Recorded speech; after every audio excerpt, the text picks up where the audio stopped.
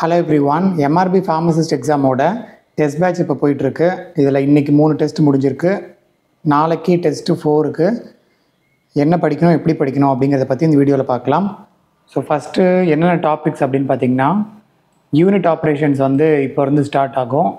இதுக்கப்புறம் இந்த size reduction, size separation, அப்புறம் மிக்சிங், இந்த மாதிரி நிறைய டெக்னிக்ஸுக்கு என்னென்ன எக்யூப்மெண்ட்லாம் யூஸ் பண்ணுறாங்க அப்படிங்கிறத பற்றி தான் இந்த யூனிட் ஆப்ரேஷன்ஸில் படிப்போம்.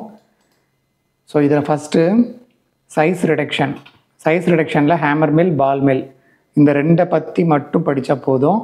இதை தவிர இந்த ஃப்ளூயிட் எனர்ஜி மில் அந்த மாதிரி ஒரு சிலது இருக்கும், அதெல்லாம் படிக்க தேவையில்லை. ஹேமர் மில்லும் பால் மில்லும் மட்டும் படித்தா போதும். இதுக்கப்புறம் சைஸ் செப்பரேஷனில் பார்த்திங்கன்னா classification of powders according to IP, அதாவது ஐபி படி பவுடர்ஸை எப்படி கிளாஸிஃபை பண்ணியிருப்பாங்க அப்படிங்கிற ஒரு 5 கிளாஸஸ் இருக்கும். அதாவது பவுடர்ஸை பார்த்திங்கன்னா அதோட சைஸ் வேரியேஷன் வச்சு அதை கிளாஸிஃபை பண்ணியிருப்பாங்க. Course powder, moderately course powder, fine powder, இந்த மாதிரி டிஃப்ரெண்ட் டைப்ஸ் இருக்குது. ஸோ அது என்னென்னு தெரிஞ்சு வச்சுக்கணும். அப்புறம் அந்த பவுடர்ஸில் கோர்ஸ் பவுடர் இருக்குது அப்படின்னா அது எந்த சீவ் நம்பரில் பாஸ் ஆகி போகணும் அப்படிங்கிறதெல்லாம் தெரிஞ்சு வச்சுக்கணும். இப்போ கோர்ஸ் பவுடர் எடுத்திங்க அப்படின்னா அது 1044 சீவ்ஸில் பாஸ் பண்ணி போகணும். இதே வெரி ஃபைன் பவுடர் எடுத்திங்கன்னா 120ல் போகணும். ஃபைன் பவுடர்னு பார்த்திங்கன்னா அந்த 85 சீவ்ஸில் பாஸ் பண்ணி போகணும். இந்த மாதிரி ஒரு சில வேரியேஷன்ஸ் இருக்கும் இந்த 5 டைப்ஸ்க்கும். ஸோ அந்த course powder, moderately course powder, fine powder, very fine powder, இந்த மாதிரி டைப்ஸ் எல்லாமே எந்த சீவ்ஸில் பாஸ் ஆகி போகுங்கிறத தெரிஞ்சுக்கணும். இந்த சீவ் நம்பருங்கிறது எதை குறிக்குது அப்படின்னா அந்த ஒரு குறிப்பிட்ட டயாமீட்டருக்குள்ளார இவ்வளோ ஹோல்ஸ் இருக்குது அப்படின்னு அர்த்தம்.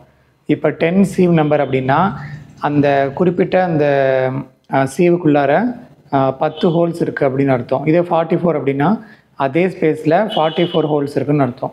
ஸோ எந்த அளவுக்கு அந்த ஹோல்ஸோட எண்ணிக்கை அதிகமாகுதோ அந்தளவுக்கு குட்டியான பவுடர்ஸ் தான் அது மூலிமா பாஸ் ஆகும். ஸோ இதை கிளாஸிஃபிகேஷன் ஆஃப் பவுடர்ஸ் இந்த டாப்பிக்கில் நம்ம படிச்சுக்கணும். இதை படிச்சிங்கன்னா இந்த டாபிக் கவர் பண்ணிடலாம். இதுக்கப்புறம் சைஸ் செப்பரேஷனை பொறுத்த வரைக்கும் இந்த ஒரு எக்யூப்மெண்ட் மட்டும்தான் கொடுத்துருக்காங்க, சைக்ளோன் செப்பரேட்டர். இதுக்கப்புறம் ஸ்டாண்டர்ட்ஸ் ஆஃப் சீவ்ஸ் அப்படின்னா இப்போ இந்த சீவ்னு ஒன்று யூஸ் பண்ணி தான் இந்த பவுடர்ஸை டிவைட் பண்ணுறோம். அப்படி பண்ணும்போது பேசிக்காக அந்த பவுடரை டிவைட் பண்ணுற சீவை பற்றி நம்ம தெரிஞ்சுக்கணும். ஸோ சீவ்னா என்ன, அதோட லென்த் எவ்வளோ இருக்கும், டயாமீட்டர் எவ்வளோ இருக்கும், இந்த மாதிரியான விஷயங்கள் தெரிஞ்சுக்கணும். இதெல்லாம் படிச்சிங்கன்னா ஸ்டாண்டர்ட்ஸ் ஆஃப் சீவ்ஸ் கவர் பண்ணிடலாம். இப்போது இந்த ஹேமர் மில், பால் மில் என்ன படிக்கணும் அப்படின்னா ஃபஸ்ட்டு ப்ரைமரியாக இதோட ஒர்க்கிங் பிரின்சிபிள். ஸோ ஹேமர் மில்லுக்குன்னு ஒரு பிரின்சிபிள் இருக்கும், இதே மாதிரி பால் மில்லுக்குன்னு அதுக்குன்னு ஒரு செட் ஆஃப் பிரின்சிபிள் இருக்குது. ஃபார் எக்ஸாம்பிள் இப்போ பால் மில் எடுத்துட்டிங்க அப்படின்னா இதில் இம்பேக்ட், அட்ரிஷன் இது ரெண்டும் இன்வால்வ் இருக்கும். ஹேமர் மில் எடுத்துட்டிங்க அப்படின்னா இதில் இம்பேக்ட் மட்டும்தான் இருக்கும். இந்த மாதிரி என்ன பிரின்சிபலில் இந்த எக்யூப்மெண்ட் இயங்குது அப்படிங்கிறத தெரிஞ்சுக்கணும். ஸோ பிரின்சிபல், அதுக்கப்புறம் அதோட கன்ஸ்ட்ரக்ஷன். ஸோ ஹேமர் மில் எதால் ஆனது, அதில் இருக்கக்கூடிய அதில் ஏதாவது வெசல் யூஸ் ஆகுதா, இல்லை அதில் ஏதாவது பர்டிகுலரான ஒரு பொருள் இருக்கா, அண்ட் அந்த பொருள் என்ன ஷேப்பில் இருக்கும், சிலிண்ட்ரிக்கல் ஷேப்பில் இருக்குமா இல்லை ரவுண்டாக இருக்குமா, அந்த மாதிரியான அதோட கன்ஸ்ட்ரக்ஷன் பற்றி தெரிஞ்சுக்கணும். அப்புறம் அதோட ஸ்பீடு, இப்போ ஹேமர் மில், பால் மில் இது எந்த ஸ்பீடில் இயங்கும், ரொம்ப அதிகப்படியான ஸ்பீடில் இயங்குமா இல்லை மாடரேட் ஸ்பீடில் இயங்குமா, இல்லை அதை பர்டிகுலரான ஒரு வேல்யூ இருக்கா. இப்போ பால் மில் பார்த்திங்கன்னா அதுக்கு ஒரு குறிப்பிட்ட ஆர்பிஎம்மில் அது இயங்கும் அப்படின்னு சொல்லுவாங்க. அதெல்லாம் பார்த்துக்கணும். அப்புறம் இதில் யூஸ் பண்ணுற அந்த மெட்டீரியல்ஸ் ஃபைனலாக வெளியே வரும்போது என்ன ஷேப்பில் வரும், இந்த மாதிரியான விஷயங்கள்லாம் இந்த ஹேமர் மில், பால் மில்லில் படிச்சுக்கணும். இதை தவிர இன்னொரு முக்கியமான விஷயம் என்ன படிக்கணும் அப்படின்னா இந்த 2 மில்லுக்கும் ஒரு சில குறிப்பிட்ட அட்வான்டேஜஸ் இருக்கும், டிஸ்அட்வான்டேஜஸும் இருக்கும். இப்போ பால் மில் பார்த்திங்கன்னா இதில் ஒரு குறிப்பிட்ட மெட்டீரியல்ஸ் தான் யூஸ் பண்ண முடியும். ஹேமர் மில்லில் பார்த்திங்கன்னா இந்த சாஃப்ட் ஃபைப்ரஸ் மெட்டீரியல்லாம் ஹேமர் மில்லில் யூஸ் பண்ண முடியாது. இந்த மாதிரி பால் மில்லில் எதெல்லாம் யூஸ் பண்ணலாம், எதெல்லாம் யூஸ் பண்ண முடியாது, ஹேமர் மில்லில் எதெல்லாம் யூஸ் பண்ண முடியாது, இதெல்லாம் அட்வான்டேஜஸ், டிஸ்அட்வான்டேஜஸில் பார்க்க முடியும். அப்படி இல்லைனா கூட அப்ளிகேஷன்ஸில் இந்த மில் பர்டிகுலராக எந்த மாதிரியான மெட்டீரியல்ஸை பிரித்து எடுக்கிறதுக்கு யூஸ் பண்ணுறாங்க, சைஸ் ரிடக்ஷன் பண்ணுறதுக்கு யூஸ் பண்ணுறாங்க, இந்த மாதிரியான விஷயங்கள் தெரிஞ்சு வச்சுக்கணும். அப்புறம் இந்த மில்லுக்கு வேறு ஏதாவது பெயர்கள் இருக்கா.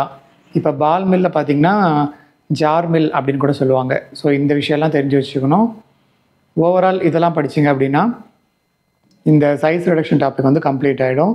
முன்னாடி பார்த்திங்கன்னா சைஸ் ரிடக்ஷனில் எல்லா எக்யூப்மெண்ட்டுமே படிக்க வேண்டியது இருந்துச்சு. ஆனால் இப்போ பார்த்திங்கன்னா வெறும் 2 மில்லு தான் கொடுத்துருக்காங்க. ஸோ ரொம்ப ஈஸியாகவே இதை நம்ம படித்து கம்ப்ளீட் பண்ணிடலாம். இதுக்கப்புறம் அந்த பால் மில்லில் பார்த்திங்கன்னா அதில் பர்டிகுலராக வந்து பால்ஸ் யூஸ் பண்ணுவாங்க.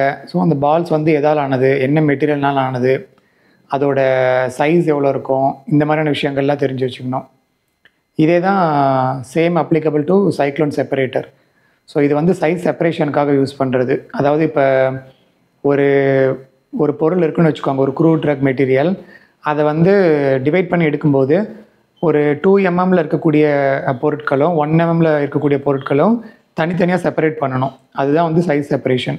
ஸோ இதை பண்ணுறதுக்கு ஒரு எக்யூப்மெண்ட் இருக்குது, அதுதான் சைக்ளோன் செப்பரேட்டர். இதோட பிரின்சிபல் பார்த்திங்கன்னா சென்ட்ரிஃபிகேஷன் அப்படின்னு ஒரு பிரின்சிபல் இருக்கும். இது ஒரு டிஃப்ரெண்ட்டான பிரின்சிபல், வேறு எந்த எக்யூப்மெண்ட்டுக்குமே இது வந்து வராது. ஸோ இந்த மாதிரி பிரின்சிபல், அப்புறம் அந்த சைக்ளோன் செப்பரேட்டரோட கன்ஸ்ட்ரக்ஷன், அதுக்கப்புறம் இதில் என்ன மாதிரியான இந்த எக்யூப்மெண்ட்டுக்குள்ளார டிசைன் எப்படி இருக்குது, அண்ட் இதில் இதோட அப்ளிகேஷன், இது பர்டிகுலராக எந்த மெட்டீரியல்ஸை வந்து செப்பரேட் பண்ணுறதுக்கு யூஸ் பண்ணுறாங்க அண்ட் எது சூட்டபுளாக இருக்காது, இந்த மாதிரியான விஷயங்கள் தெரிஞ்சு வச்சுக்கணும். இதை தவிர பார்த்திங்கன்னா இதோட அட்வான்டேஜஸ், டிஸ்அட்வான்டேஜஸ் இதெல்லாம் தெரிஞ்சுக்கணும். இதுக்கப்புறம் இந்த சைஸ் ரிடக்ஷனில் பார்த்திங்கன்னா ஒரு சில இண்டெக்ஸ், ஒரு சில லாஸ்லாம் யூஸ் பண்ணுவாங்க. ஸோ என்ன இண்டெக்ஸ்லாம் யூஸ் பண்ணுறாங்க அப்படிங்கிறத ஜஸ்ட்டு அந்த பேர், அப்புறம் அதோட ஃபார்முலா முடிஞ்சால் தெரிஞ்சு வச்சுக்கோங்க. ஏன்னா ஃபார்முலா கேட்பாங்களா அப்படிங்கிறது தெரியாது. பட் ஒரு வேளை கேட்டாங்க அப்படின்னா அந்த ஃபார்முலாவும் தெரிஞ்சு வச்சுட்டிங்க அப்படின்னா ஆன்சர் பண்ணுறதுக்கு ஈஸியாக இருக்கும். அப்புறம் இந்த பால் மில்லோட ஸ்பீடு இதெல்லாம் தெரிஞ்சு வச்சுக்கோங்க. இதுக்கப்புறம் கிளாசிஃபிகேஷன் ஆஃப் பவுடர்ஸ் வந்து நான் ஆல்ரெடி சொல்லிட்டேன், 5 டைப்ஸ் தான் இருக்கும். அதோட சீவ் நம்பர் என்னென்ன அப்படிங்கிறத தெரிஞ்சு வச்சிட்டிங்கன்னா போதும். இதில் கோர்ஸ் பவுடர் அப்படிங்கிறது பெருசாக இருக்கும், ஃபைன் பவுடர் அப்படிங்கிறது சைஸ் வந்து குட்டியானது, ரொம்ப ரொம்ப குட்டியானது, அதை மட்டும் தெரிஞ்சுக்கணும். இதுக்கப்புறம் நீங்கள் யூஸ் பண்ணுற புக்கில் என்னென்ன பாயிண்ட்ஸ்லாம் எக்ஸ்ட்ராவாக இருக்கோ அதெல்லாம் முடிஞ்ச அளவுக்கு படித்து வச்சுக்கோங்க. அப்புறம் இந்த சீவ்ஸ் பொறுத்த வரைக்கும் பார்த்திங்கன்னா அதோட லென்த்து, விட்த்து இதெல்லாம் தெரிஞ்சு வச்சுக்கோங்க. ஸோ ஓவரால் இதெல்லாம் படிச்சிங்க அப்படின்னாலே நல்ல ஸ்கோர் பண்ணிடலாம்.